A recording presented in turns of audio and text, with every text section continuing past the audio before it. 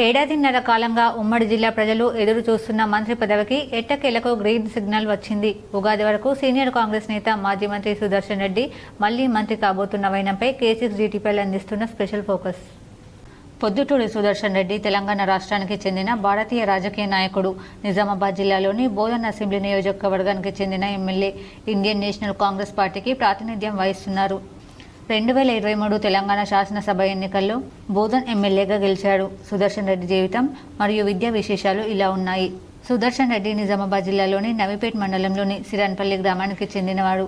అతను దివంగత గంగారెడ్డి రుక్మమ్మలకు జన్మించాడు. 12వ తరగతి ఉత్తీర్ణత సాధించారు.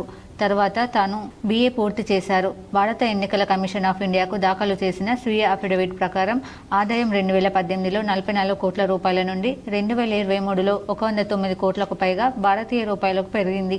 2023 తెలంగాణ శాసనసభ ఎన్నికలలో భారత జాతీయ కాంగ్రెస్కు ప్రాతినిధ్యం వహిస్తున్న బోధన్ అసెంబ్లీ నియోజకవర్గం నుండి సుదర్శన్ రెడ్డి గెలిచారు.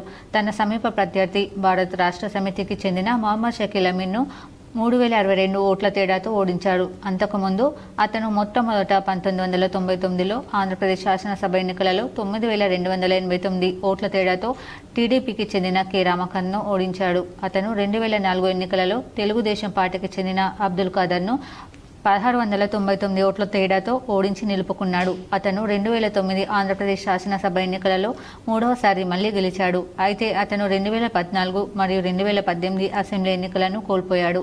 తర్వాత తొలిసారిగా కాంగ్రెస్ పార్టీ అధికారంలోకి వచ్చింది. ఏడాదిన్నర కాలంగా సీఎం రేవంత్ రెడ్డి హయాంలో మొదటి దఫా విస్తరణలో సుదర్శన్ రెడ్డికి మంత్రి పదవి తగ్గలేదు. అప్పుడు ఇప్పుడు అంటూ ఏడాదిన్నర గడిచిన తర్వాత హైకమాండ్ ఇప్పుడు మరో 4గురికి మంత్రి పదవి ఇచ్చేందుకు గ్రీన్ సిగ్నల్ ఇచ్చింది. నిజామాబాద్ జిల్లా గత 5 దశాబ్దాలుగా ఏ ప్రభుత్వం ఉన్నా మంత్రి పదవి తప్పనిసరిగా జిల్లా నాయకత్వానికి లభిస్తుంది. కానీ ఈసారి ఆలస్యమైన చివరికి జిల్లాకు చెందిన సుదర్శన్ రెడ్డికి మంత్రి పదవి దక్కనుండడంతో కాంగ్రెస్ నాయకులు హర్షం వ్యక్తం చేస్తున్నారు. K6 రోషిని ఛానళ్ల తరపున సుదర్శన్ రెడ్డికి ఆల్ ది బెస్ట్ చెబుతున్నాం.